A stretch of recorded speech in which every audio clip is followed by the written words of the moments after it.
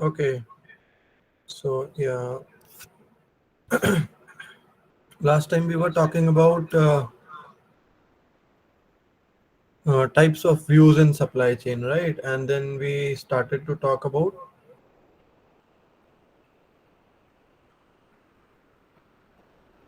a push and pull phenomena in supply chain. Okay, now we go ahead.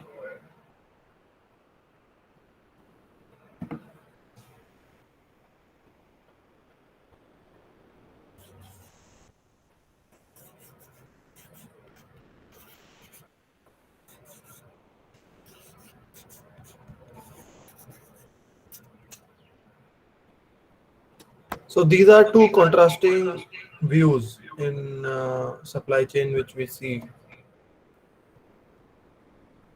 Who are these companies who are practicing it? So in early times we talk about Ford manufacturing, right? So that is a push view, which is mostly related to mass production.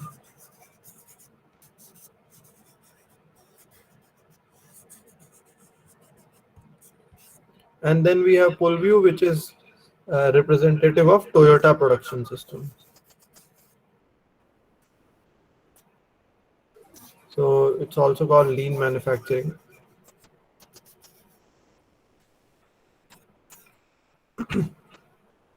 So let's try to distinguish few points in them. Push and pull. In push view, we anticipate the demand. Like in mass production, you are anticipating that certain demand will be there and you're doing the production in advance. So anticipate demand and then you stock the inventory. Why do you stock the inventory? So that you can have economies of scale. While in pull type of production or pull view, we don't anticipate the demand. First,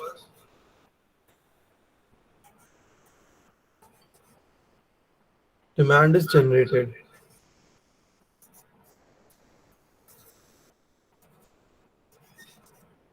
Then after that, this the production takes place. So minimum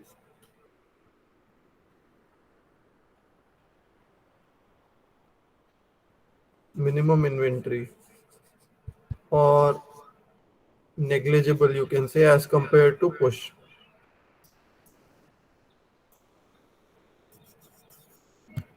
Okay. Uh,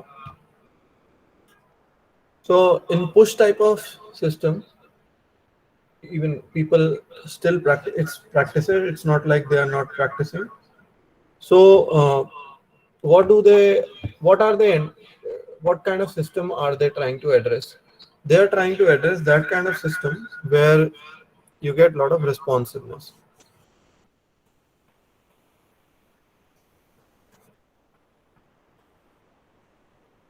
So responsiveness is the focus. Responsiveness means whenever I want certain product, I go or I place an order and I get it because already a lot of inventory is there.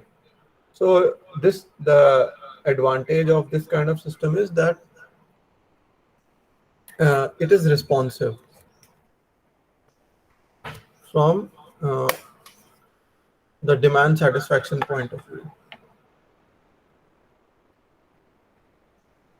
While the pull kind of system is efficient. Why it is efficient? Efficiency, as I've told earlier also, that it is related with the cost. So the cost would be less. You are not carrying much inventory. So whenever we say efficiency, we relate it with cost. At least in terms of supply chain management, we say the cost is less, or we are operating with the minimum overheads. and the inventory cost is also less because we are keeping less inventory. So it is supposed to be more efficient. But my question from all of you is it possible to have 100% pull type of system?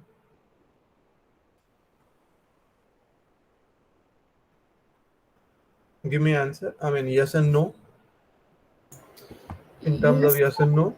still have to keep raw material, like even if you are create, like if you take example Karvi, of a you're big. speaking something? Yes, sir. Just a second.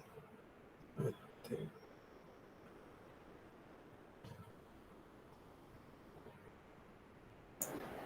Yes, sir. So I was saying that even if I'm we not take. able to hear if you're speaking. Am I audible? Yes, sir.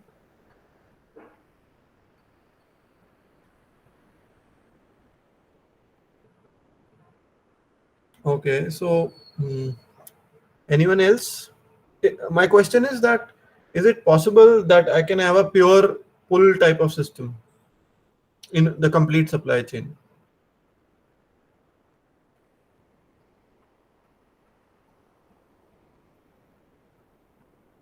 It is not possible. Yes, Yukta, it is not possible. Uh, why it is not possible? You can turn on your mic and speak.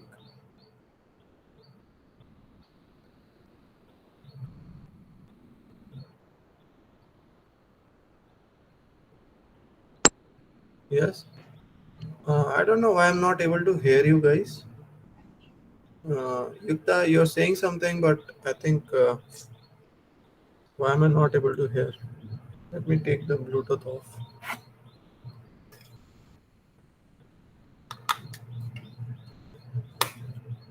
Uh, let's try once more. I've taken off my Bluetooth. So, why do you think push and pull? I mean, you can't have 100% pull type of system. Sir, am I audible now? Still not audible. Let me see.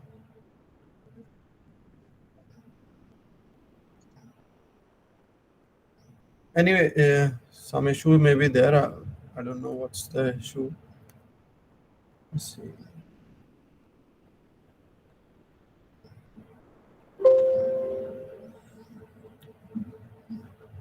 So anyway, you may type now. I mean, we are not able to get that, so you may type. Even if we create the product when demand is generated, we still have to keep the inventory for raw material. Okay, so let's take this. Okay, Karvi, thanks. So we can continue our discussion. Uh, okay. So yes, we now let's assume that Toyota is there. Okay, now Toyota claims that they are doing a 100% pull type of system. But for them, it is pull, right? For a manufacturer, they can afford it because let's say they've got 50 different suppliers supplying different components. So let me make a diagram over here.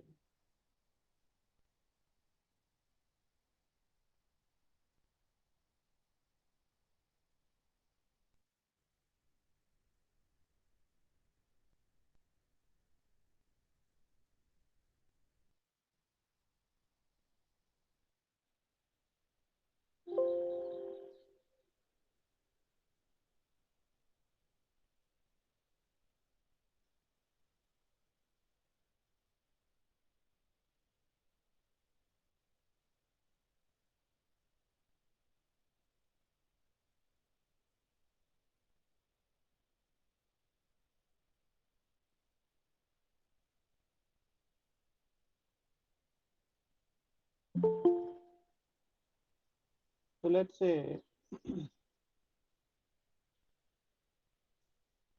this is Toyota. I'm saying capital T, and it has got multiple suppliers: supplier one, supplier two, and supplier 50. Okay, and there will be uh, second tier suppliers also, like this. And then Toyota, there is a distributor, and we can say uh, regional distributor. I'm saying it as a retailer. It's actually not a retailer for automobile, but we can say it's a regional distributor. Distributor. This is a global distributor. And then you have the customers. Customers. So customer generates demand. Okay, he books the car. He books the car. It will say that another 2 months or 1 month it's going to take. So he transfers the demand to Toyota, and Toyota starts to manufacture the product. Okay.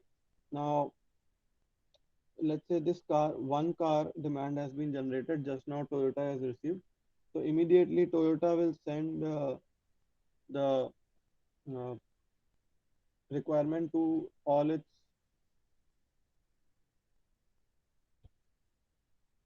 suppliers. Now, actually, it does not happen like that. I mean, ideally, it would have happened like this if it is a 100% full type of system. So there will be little bit of inventory of each item. We say as we have talked about supermarket. So supermarket means very small inventory will be kept, very small, uh, maybe like 3-4 hours inventory like that. So within 3-4 hours, if the another supply does not come, this inventory will get depleted. So this small inventory will be used up for making car one. This one demand which has just come. But in another 3 hours, one truck from another 2-3 hours, one truck from supplier one has to come to Toyota to deliver the next inventory. Now consider this supplier one over here.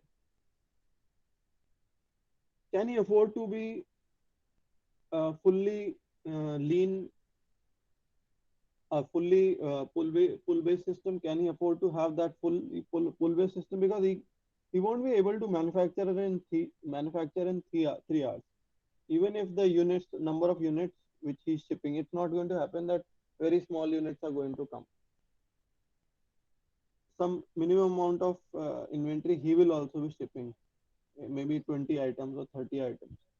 So how does he do that? Means he can't just manufacture as the demand comes another 3 hours. I need this thing. You can't even make food like that. Okay, so forget about manufacturing. So this guy will have to keep inventory, sufficient amount of inventory. The same thing happens with the suppliers also. They also have to keep sufficient amount of inventory. Okay. Now there is a contract. They have a contract with Toyota that we will keep this much amount of inventory with us. Okay, and you will give us this much amount of time window before we ship it, and there will be no shortages. If shortages are there, there will be fine on that or penalty on that. Okay, so Toyota is that's how the contract has been signed, and the contract is a long-term contract with the suppliers. Now we see that inventory is present with the suppliers, or even let's say one is a full base supplier, someone will have to keep the inventory in this. Okay, it can't be 100% pull based system. So how how do these supplier 1 to 50 aren't they at disadvantage in this situation? Give your opinions. Everyone should give your opinion. If they are at disadvantage, suppliers are at disadvantage, say yes. And if you say they are no, say no. Everyone should respond to this question. Are the suppliers at disadvantage in full system, while the distributor and the manufacturer and the people who are downstream the supply chain, they are at advantage? Yes, give your opinion, all of you. It could be wrong or right, I don't mind, but at least give your opinion, yes and no, so that I may know at least you are listening and not just sleeping and still in the bed. I still doubt how many of you are still sleeping while the phone is just logged in. So I would like to know.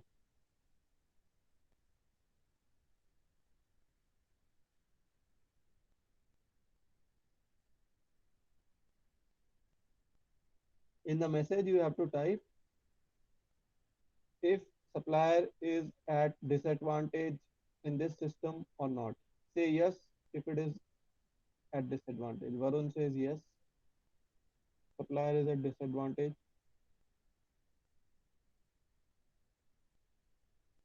Only Varun is listening. Yukta says at disadvantage. Okay. Other guys?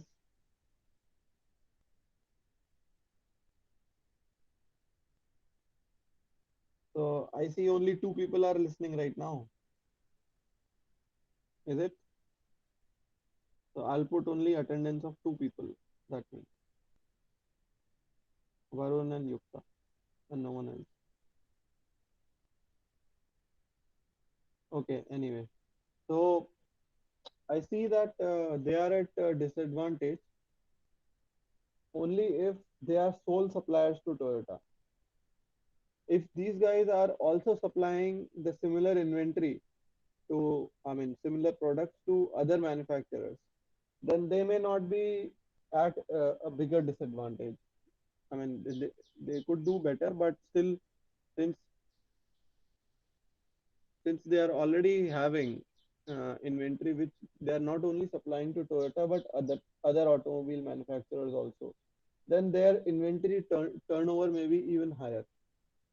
Okay, so we can consider that it's not the sole responsibility of. So there are conditions where it could be disadvantageous for one player in supply chain, but by using proper tactics or proper strategies, it can be dealt with. Okay, so we call this as a decoupling point. So at this point, see, you will not find this in the book now. Decoupling point is not there in the book, but I'm telling you. So decoupling point means the point at which you have a pull kind of system, where you have a push kind of system, and where you have a pull kind of system.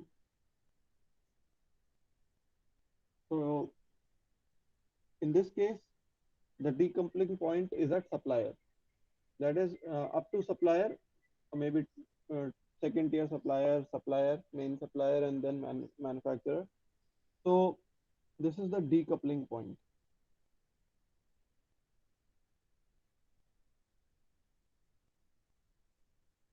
Which means that the entity or the level in the supply chain at which there is a pull and transition from push to pull or pull to push.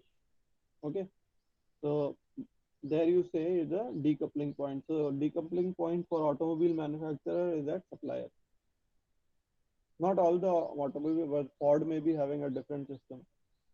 But now most of the automobile manufacturers have switched to this kind of system. Okay, so now tell me what happens in restaurant. If you go into a restaurant, what is the supply chain for a restaurant? So this is the restaurant, and a customer comes in. These are the customers, and you can say this is the front end of the restaurant where people are going to sit. This is the kitchen in the restaurant, and then you have suppliers of ingredients.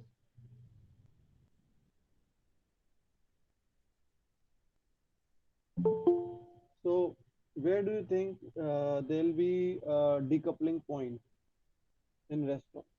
I mean, customer comes in and orders at the front desk for the food, and the food is prepared when the order comes, right? It's that kind of system. It's not like buffet where food is already kept. So you can say it's a la carte kind of system. So the customer walks in and places an order. So Where does the decoupling point lie? Can you answer?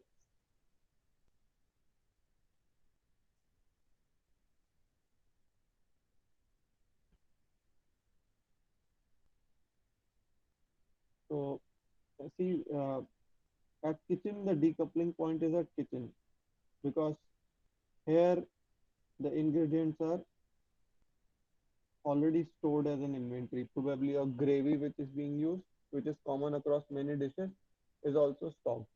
So this is your decoupling point. Till this point, it is full and it becomes pushed from here. Okay. So now we go to the next chapter, chapter 2,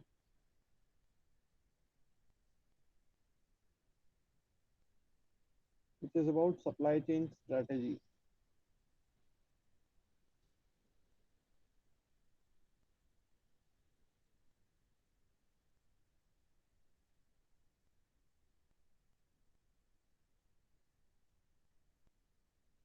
The name of supply chain strategic fit. So first we talk about supply chain strategy. What is the meaning of strategy and what types of strategies are there?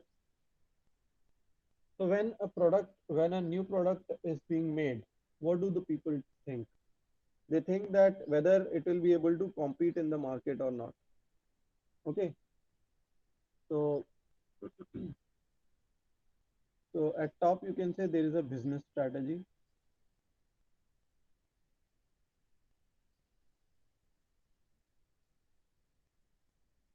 Then you have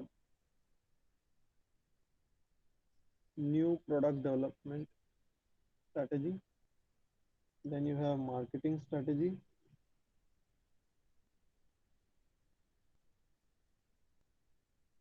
And then after that you have supply chain strategy. And they are further aided by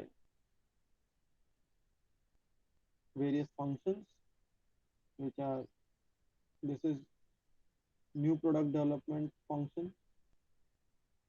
You can say marketing strategy and new product development strategy. Then marketing is supported by marketing and sales. And supply chain from here on is supported by operations, distribution, and sales. Now let's talk about this. So basically, this is a value chain. This, what you see over here, complete representation is of a value chain.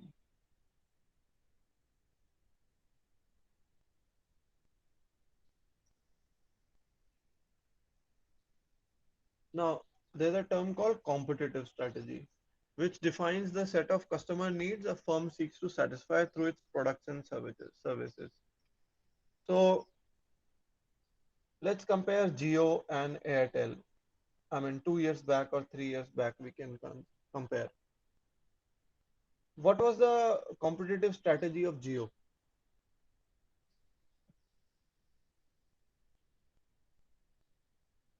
Anyone? Providing low cost services. Yeah, Initially, it was provided free, but when people got addictive, they increased the prices. yeah. So we are still talking about 3 years back. So the competitive strategy was to provide very low cost services to the customers, and once they start using it, they increase the price. So they are doing it right now also with JioMart. If you know, JioMart, they are giving free shipping. Even if I have to order a toothbrush, I can do that. Hmm. So their competitive strategy right now, and it changes from time to time. It evolves with the company. So uh, their competitive strategy is to compete on the cost. Okay. While Airtel, what was the competitive strategy 3 years back of Airtel? Better like service, like speed of internet and everything. Yeah, at the higher cost, right?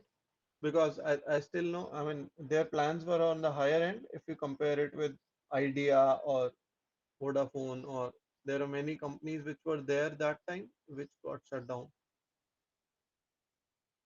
Uh, I hope all of, and there was, I'm not able to remember. So can you name some companies or telecom companies which have shut down their operations in past 3 years?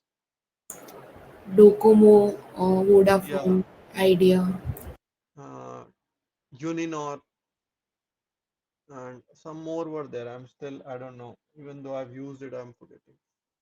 So they Airtel was standing in a Airtel had a different league altogether. They had different customers also.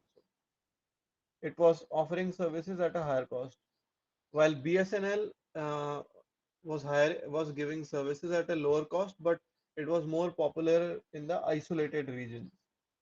The service were not that good, but then its competitive strategy was to, at that point of time, the competitive strategy was to make available its services in isolated areas where even the, it is not cost efficient. Okay, so that was the competitive strategy of BSNL that time.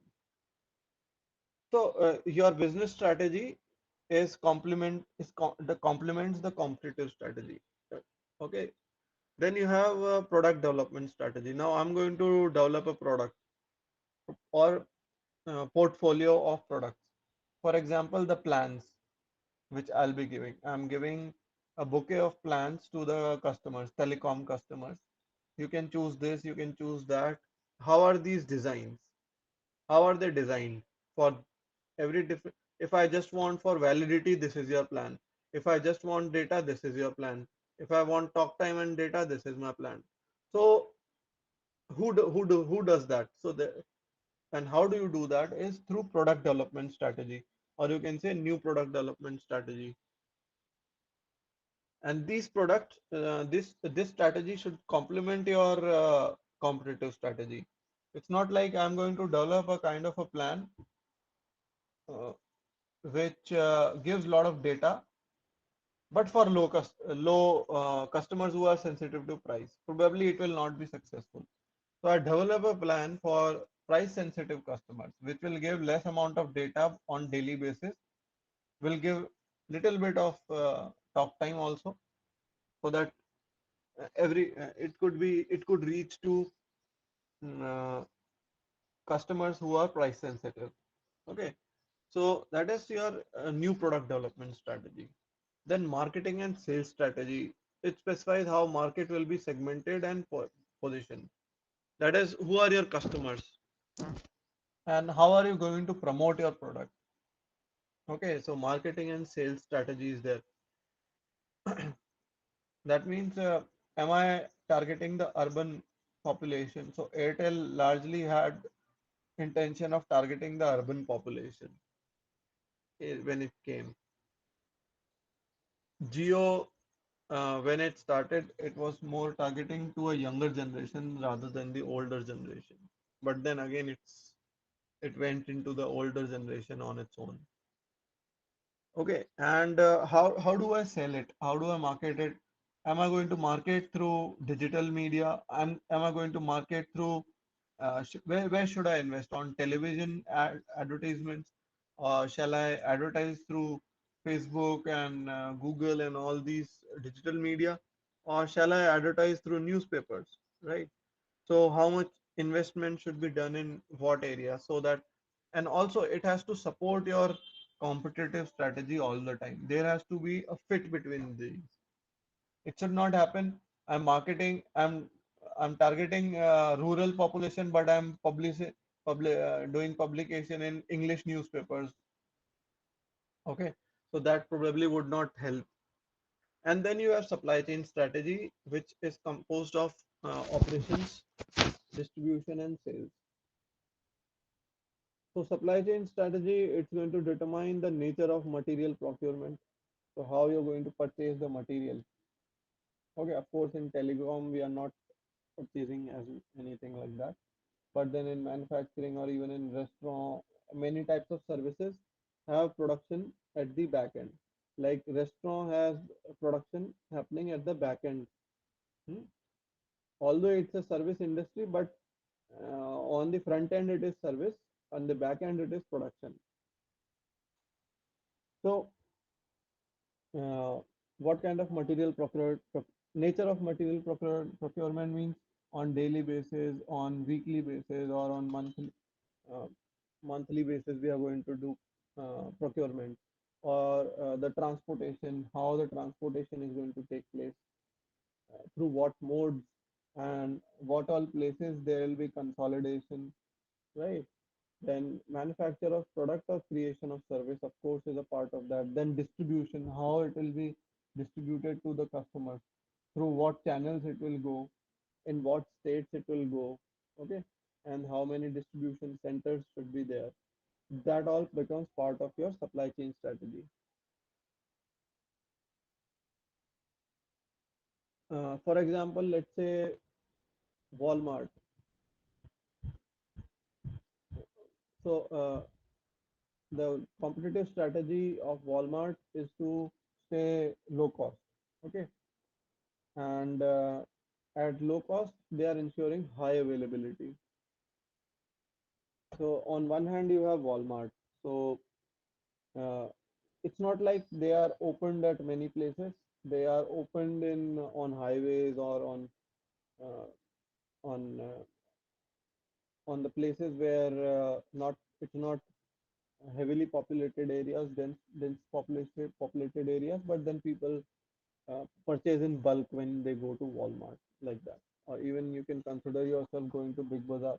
Generally, you would see a common scene that people, when they are walking across their, when they are checking out, their carts are full, and I mean, you can see the kind of products that they carry. Generally, they would not purchase from a nearby retailer. Okay, and there is another company called McMaster. I'll write that name.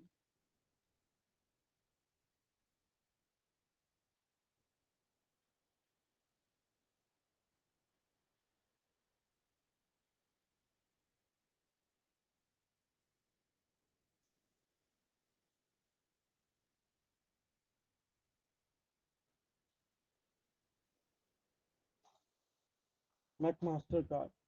So what do they sell is MRO products, maintenance and repair of, or you can say hardware kind of products. They are not there in India, but uh, we don't have any hardware kind of chain in India.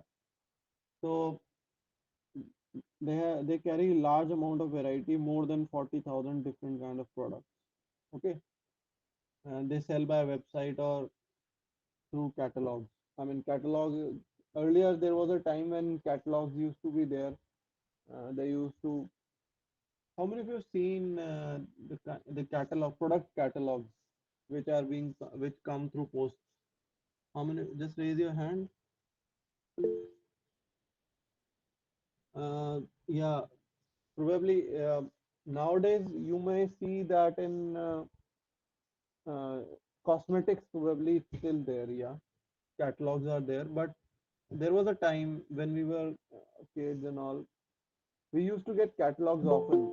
Means if someone is having my address, they'll send us catalogs for advertising. Nowadays it's not there. But then websites are there, and then you get your now pop-ups when you're using Instagram or something like that. You're going to get catalogs of the product. So this McMaster car, it sells MRO products. So like if let's say this is an area, hmm, same area here. Walmart, if Walmart is located, there'll be this. That's how the stores will be located for Walmart. But for McMastercard, they'll be like this, like just like 7-Eleven. So are you getting it? So what is the how do we contrast their strategies over here? McMastercard selling MRO products, maintenance products, maintenance and repair operation products, while you have Walmart here. So I'll write Walmart. and then you have McMaster car over here. So here the characteristics of Walmart would be low price and high availability.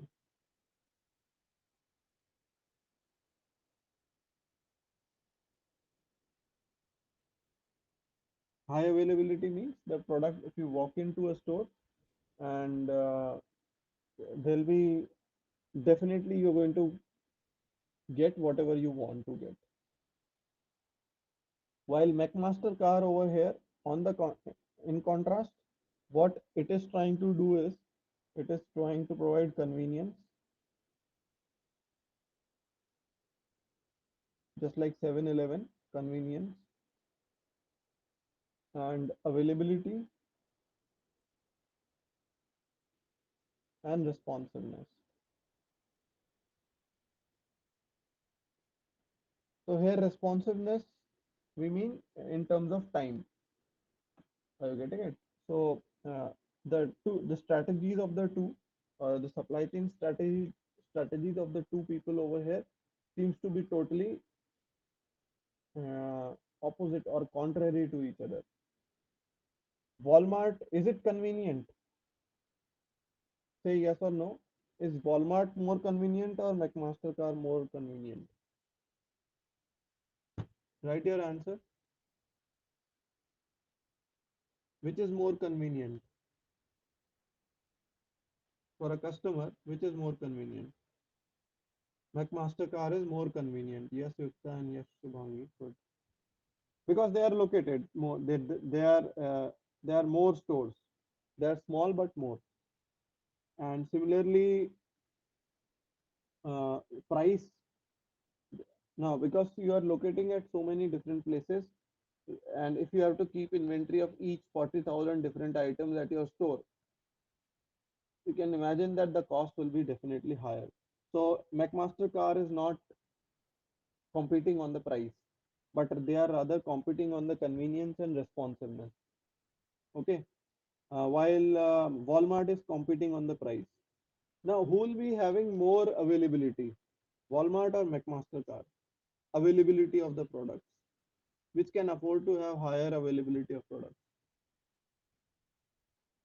Give you Walmart. Why, Varun? Why do you think? Because they have the stock and their motive is high availability, and also Yeah, with the higher stocks, and they are able to keep higher stocks because they are not located at many places. So you can't have inventory of all those 40,000 items at each store. You can imagine if you total it up, so much amount of inventory will be kept at different places. So which is something which you don't want. I mean, okay. So McMaster car is competing on the responsiveness, while Walmart is competing on the efficiency. So we can say here the supply chain strategy is more inclined towards efficiency for Walmart, while for McMaster car it is more inclined towards responsiveness. Okay, so that's how you compare and contrast them. Now we consider the case of 7-Eleven again. Although we have already talked about 7-Eleven a lot, but then let's talk about each of these strategies which we talk about: the new product development strategy, marketing, and the supply chain strategy. So new product development, what is the with all those cases which we have seen about failure and success of 7-Eleven, can you tell what is the strategy, new product development strategy for 7-Eleven?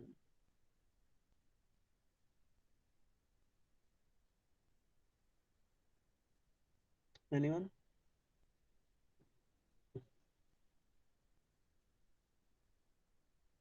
They just want to keep on increasing the services which they are offering, constantly add new products. So you can say constantly add new products.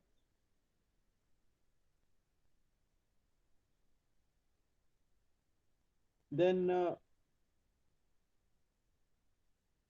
in marketing, what will be their strategy regarding marketing? So their strategy is to offer easy access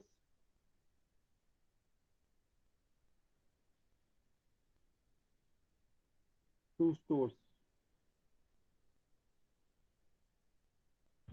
and increase the availability of wide range of products and services.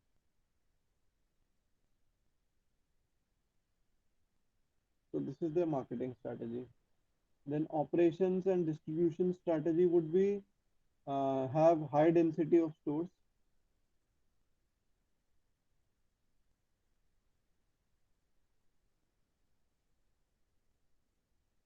and be responsive.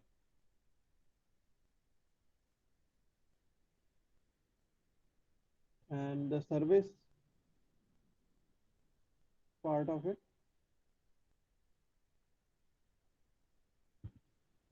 uh, give excellent infrastructure.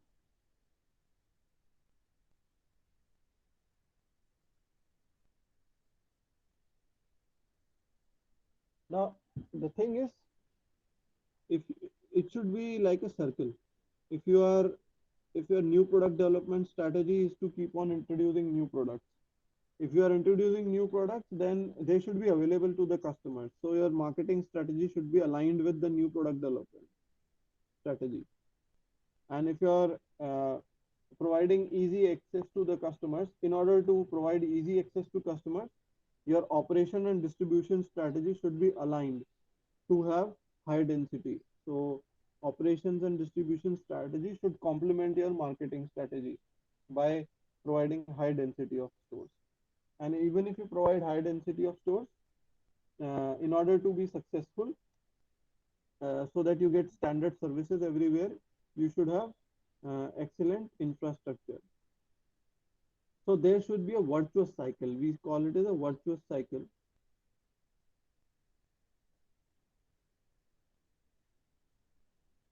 where each strategy, each type of business strategy should complement the other, so that it keeps on getting increase. And I mean, this cycle, if it is smaller initially, it keeps on getting bigger and bigger, and your revenues can increase like that.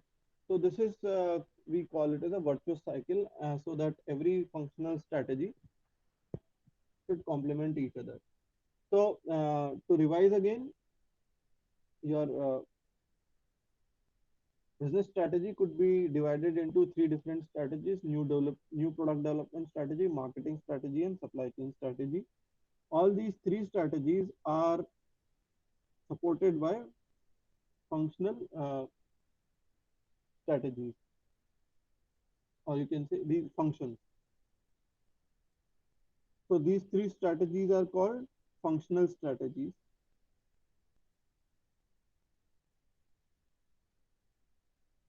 These three strategies are functional strategy. First strategy, new product development. Second is business, marketing and sales. And the third is supply chain strategy. And they are aided by functions, which are new product development function, marketing and sales function, operations, distribution, and sales. So you should understand this part. And they should be, these three should be complementing each other in a virtuous cycle, which I've just explained. Okay, any doubts till this point? So now we can understand the meaning of fit. So they should fit with each other. We call that as a strategic fit. If you are able to achieve this virtuous cycle, you call that you have achieved the strategic fit.